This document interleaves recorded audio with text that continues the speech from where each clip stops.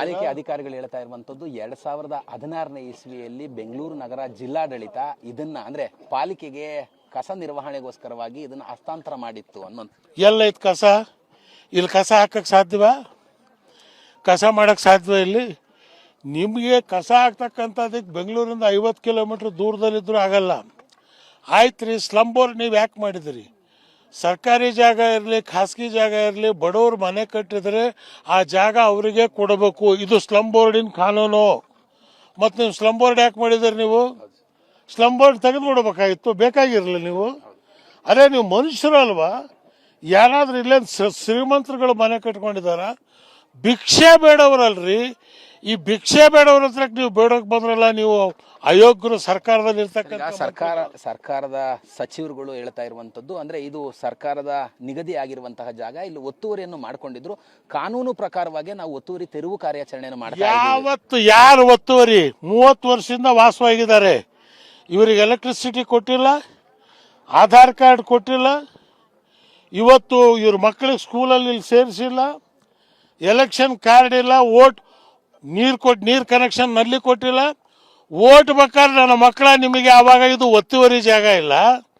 5 ವರ್ಷ ಆದ್ಮೇಲೆ ನಿಮಗೆ ಓಟ್ ತಗೊಂಡು ಹೋದ್ಮೇಲೆ ಈಗ ನಿಮಗೆ ಒತ್ತುವರಿ ಅನ್ನಿಸ್ತಾ? ಆಯ್ತು, ಒಬ್ಬ ಮಂತ್ರಿ ಹೇಳವನೇ ಇದು ನಮ್ಮ ಅಂತರಂಗ ವಿಷಯ. ಅಲ್ಲಿ ಯೋಗಿ ಆದಿತ್ಯನಾಥ್ ಮನೆ ಹೊಡೆದಾಗ ನನ್ನ ಮಕ್ಕಳ ನೀವಿಲ್ಲಿ ಸ್ಟೇಟ್ಮೆಂಟ್ ಕೊಟ್ರಿ ಆದಿನಾಥ ಬುಲ್ಡೇಜರ್ ಅಂತ. ರಾಹುಲ್ ಗಾಂಧಿ ಇದಕ್ಕೆ ಉತ್ತರ ಕೊಡಬೇಕು. ಇವತ್ತು ಇದನ್ನ ನೀವು ಕೂಡಲೇ ಸಾಯಂಕಾಲದೊಳಗೆ ಸರ್ಕಾರದವ್ರು ಬಂದು, ನಾನು ಮಾರ್ಚಂದ್ರ ಮುನಿಯಪ್ಪನವರು, ನಾವೆಲ್ಲರೂ ದಲಿತರು, ಮುಸ್ಲಿಮ್ಸು, ಹಿಂದುಳಿದವ್ರು ಎಲ್ಲ ಒಂದಾಗಿ ಬಂದಿದ್ದೀವಿ. ಇಲ್ಲಿ ಬರದೇ ಇದ್ರೆ ನಾಡ್ದ್ರಿಂದ ನಾವು ಇಲ್ಲಿ ಚಳವಳಿ ಶುರು ಮಾಡ್ತೀವಿ. ಇಲ್ಲಿ ಯಾರಾದರೂ ಬಂದು ಮುಟ್ಟಿದ್ರೆ ನಮ್ಮ ಹೆಣ ಫಸ್ಟ್ ಹೋಗ್ಬೇಕಾಗತ್ತೆ ಇಲ್ಲಿಂದ. ಈಗಾಗಲೇ ಕೇರಳದ ಮುಖ್ಯಮಂತ್ರಿಗಳು ಕೂಡ ಬುಲ್ಡೋಜರ್ ಸರ್ಕಾರ ಅಂದ್ರೆ ಸಂಘ ಪರಿವಾರದ ರೀತಿಯಲ್ಲಿ ಕಾಂಗ್ರೆಸ್ ಸರ್ಕಾರ ನಡ್ಕೊಳ್ತಿದೆ ಅನ್ನುವಂತ ಒಂದು ಟ್ವೀಟ್ ಅನ್ನ ಕೂಡ ಮಾಡಿರುವಂತದ್ದು. ಎಂತ ನಾಚಿಗೆ! ಕೇರಳ ಮುಖ್ಯಮಂತ್ರಿ ಜ್ಞಾನೋದಯವಾಗಿದೆ ಇವತ್ತು. ನಮ್ಮ ಮುಖ್ಯಮಂತ್ರಿ ಸಿದ್ದರಾಮಯ್ಯನವರೇ, ನೀವು ಬಂದ್ರೇನ್ರಿ? ನಿಮಗೆ ಗೊತ್ತಿಲ್ಲ ಇಲ್ಲಿ 300 ಜನ ಬಡವರು ಸತ್ತಿದ್ದಾರೆ ಅಂತ? ಇಲ್ಲೇ ಕೃಷ್ಣ ಬೈರೇಗೌಡ ಅವನಲ್ಲ, ಕುಂಟ ಬೈರೇಗೌಡನ ಮಗ, ಇವ್ರ ಹತ್ರ ಓಟ್ ತಗೊಂಡಾಗ ನಿನಗೆ ಗೊತ್ತಿರ್ಲಿಲ್ಲನಪ್ಪ?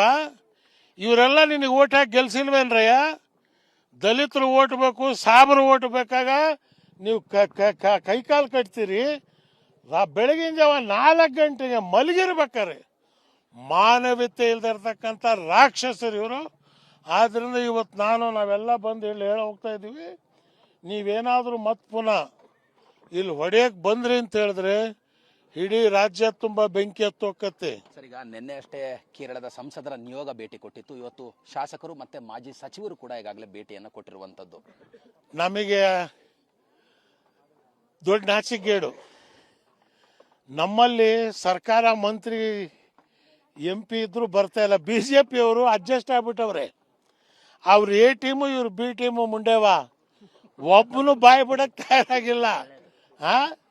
ಎಲ್ಲ ಇವ್ರು ರಾಘವೇಂದ್ರ ಎಲ್ಲಾದ್ರೂ ಒಂದೇನಾದ್ರೂ ಆಯ್ತು ಅಂತ ಹೇಳಿದ್ರೆ ಓಹೋ ಅಂತ ಹೊಡೆಯೋರು ನೀವು.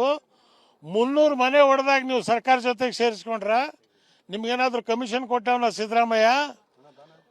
ಮಾತಾಡ್ಬೇಡ್ರಿ ನೀವು ಅಂತ ಹೇಳಿ ಅಂತ.